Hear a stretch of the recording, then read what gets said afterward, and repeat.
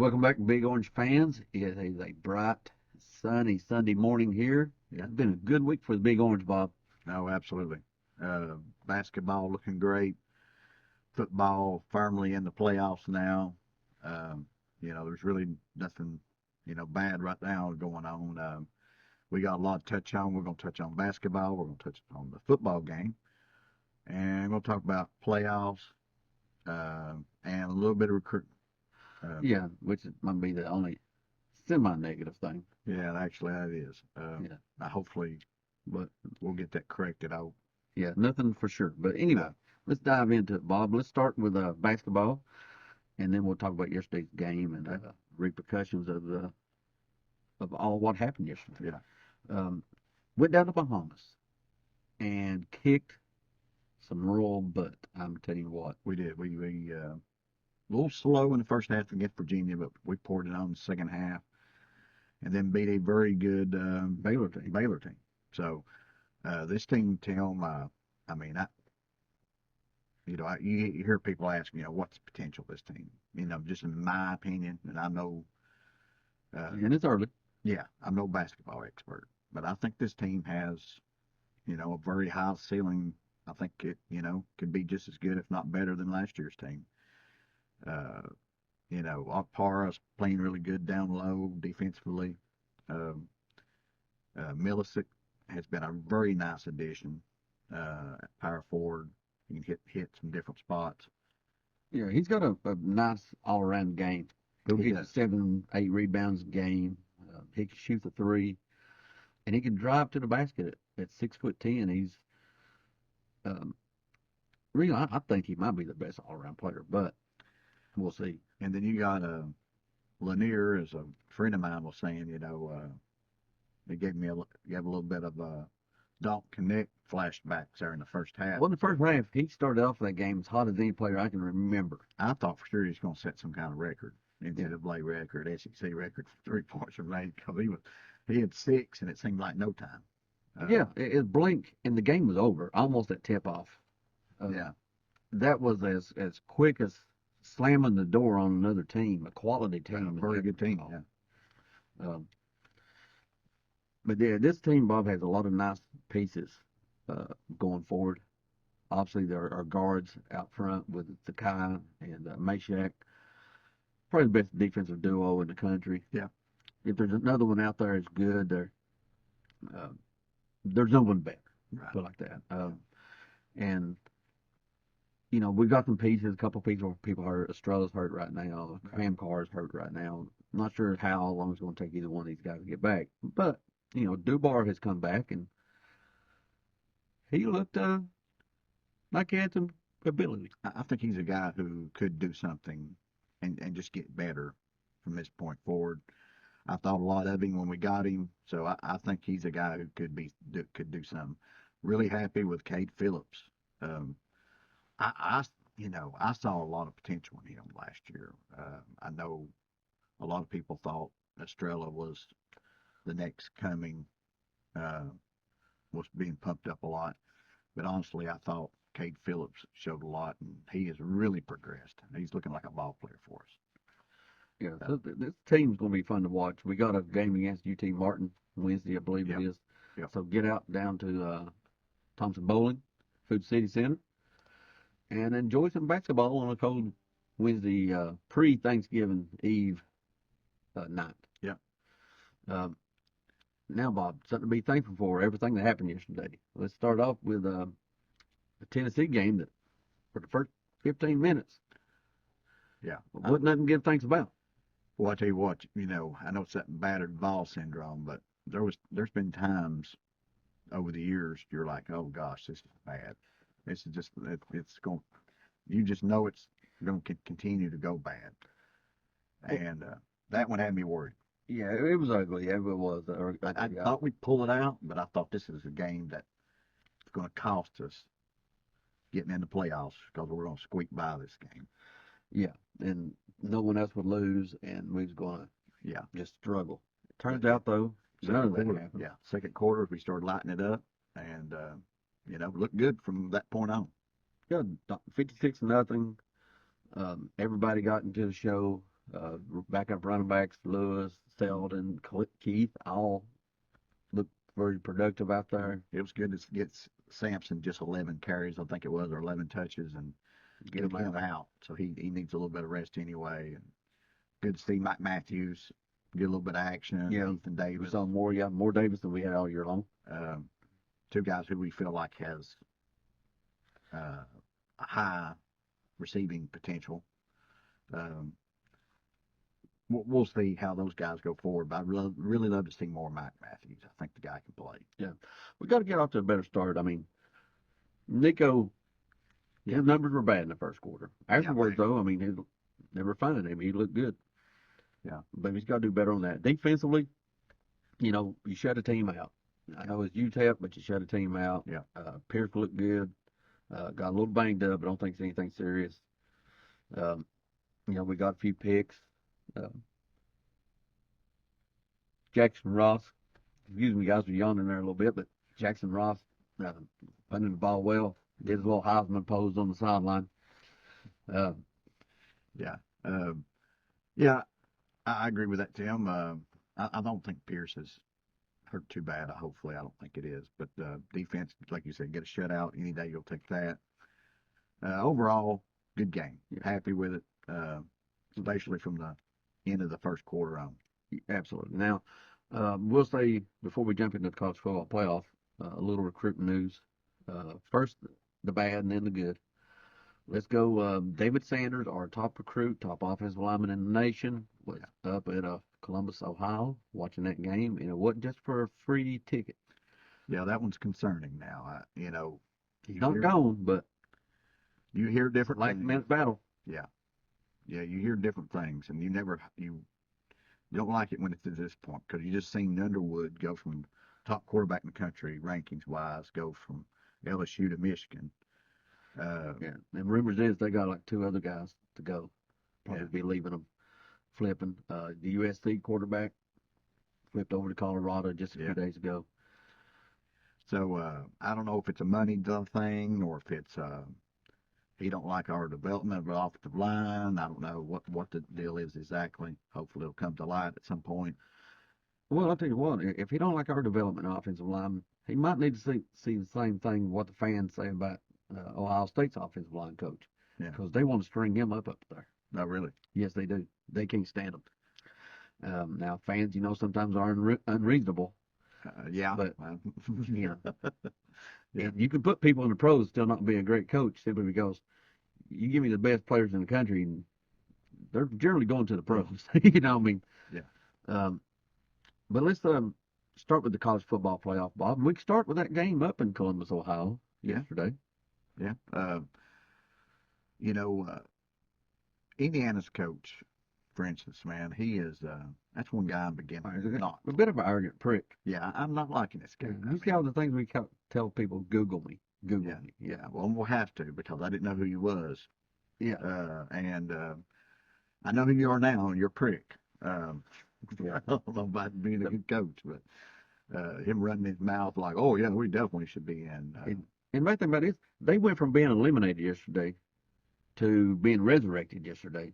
They'll still be in the college football playoff. I think so. But he was, at the time of that interview, I think he was on the outside looking in. Oh, absolutely, yeah.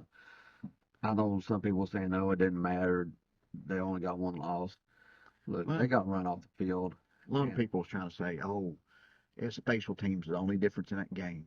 But, Tim, you brought up a good point, man, about the yardage in that game. Yeah. They had 151 yards of offense. Okay, first off, if that's all you knew, that's pretty damning indictment anyway. It is, yeah. 151 is extremely low. Yeah. But when you take into account that their first drive went 70 yards. Yeah. And their last drive of the game against Ohio State's prevent defense went 75 yards. Yeah. Well, that leaves 6 total yards for every other drive they had yesterday. Yeah. 6. I don't know if I've seen that. Yeah. Half their drives went negative. They couldn't do anything offensively. They couldn't punch their way out of a wet bag. So don't give me this stuff. You deserve to play off. Please let us play Indiana in the playoffs. Please. I'd love to play. And we beat that butt. Yeah. Yeah, he's quickly moving up my coach hate list. Yeah, and particularly, look, I've seen people got say this too. You can only play who you play. Right. You don't get to choose your schedule.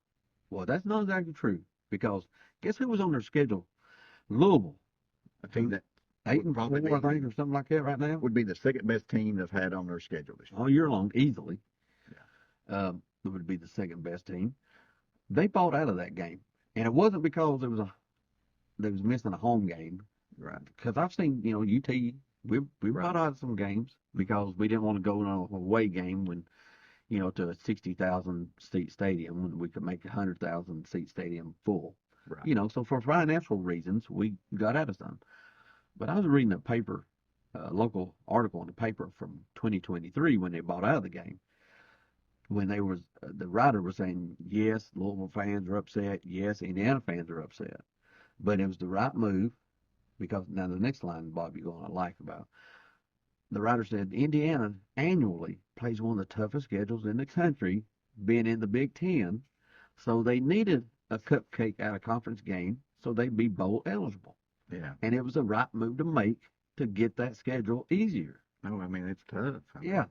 So here he is saying he's trying to say, don't blame us for having an easy schedule. It's not our fault. The hell it ain't. Yeah, You bought out of the only decent game outside of Ohio State that you had. Yeah.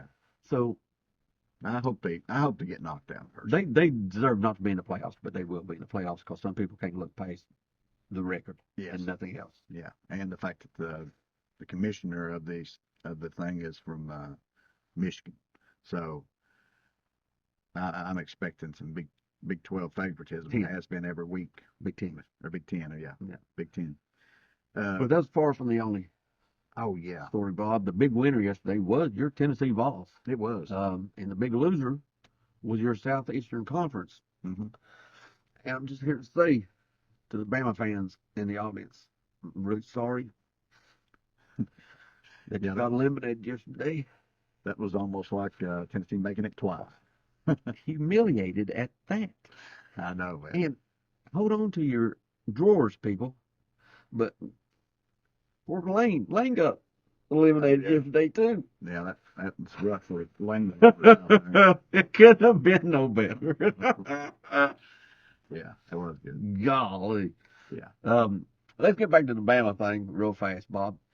A road game to Oklahoma and humiliated. Got spanked. Oh yeah. And that helps us. I mean, we was already in and we didn't see that coming. We'll brag on ourselves when we come up with stuff and we say stuff because we have a lot of opinions on this podcast, and I see a lot of other podcasts that really don't. They just kind of report stuff. They never really give a lot of opinions. We go out on limbs on a lot of stuff here, and one of the things we went on limb was the Ole Miss Florida game. That kind of needed to happen. We expected that to be the big game for us. That was the key one that we looked at and said, this is the one you need to watch for. We was wrong, or I was. I did not see that Alabama game being possible. I thought Bama would roll on Oklahoma, honestly. Didn't see that one coming. Yeah. Well, I didn't think it was going to be a roll. I will say that. I'm not saying I predicted that Oklahoma would win the game, but I knew in that environment, that was their other big home game because Oklahoma's had played most of these other good SEC schools on the road this year.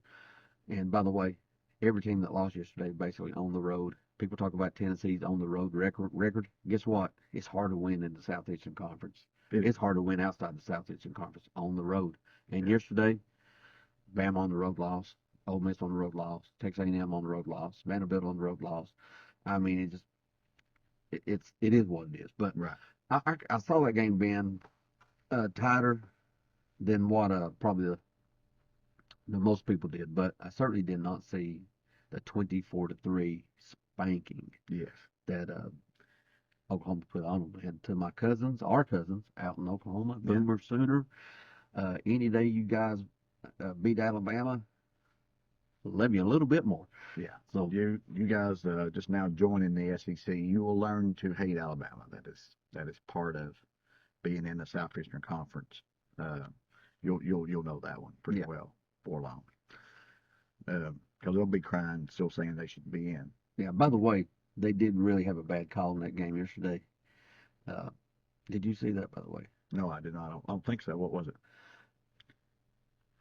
Alabama's upset, and they Oh, got yeah. right to be. I don't think it mattered. I mean, No, it don't matter. I mean, the game was, they got beat by what, 3 touchdowns? yeah, Well, whatever, got beat by 2 touchdowns. yeah. It was midway through the fourth quarter.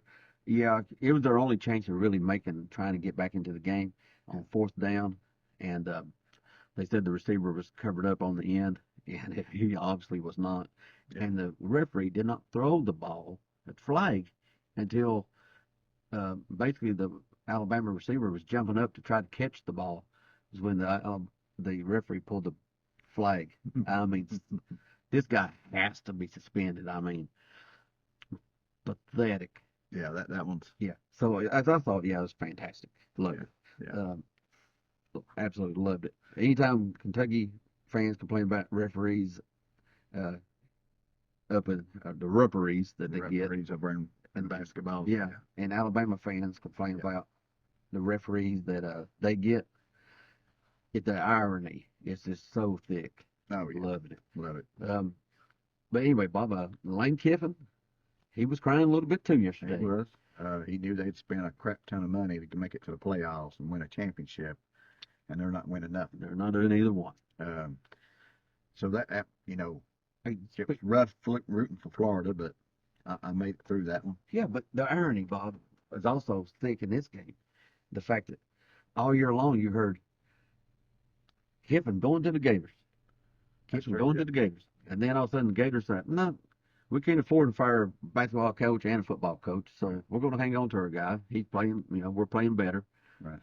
So, the school that he thought he was going to get the job for beat him, knocked him out of the playoffs, helped the Gators wind up helping Tennessee all while doing it. So, loving it. Love it. Yeah. Loving it.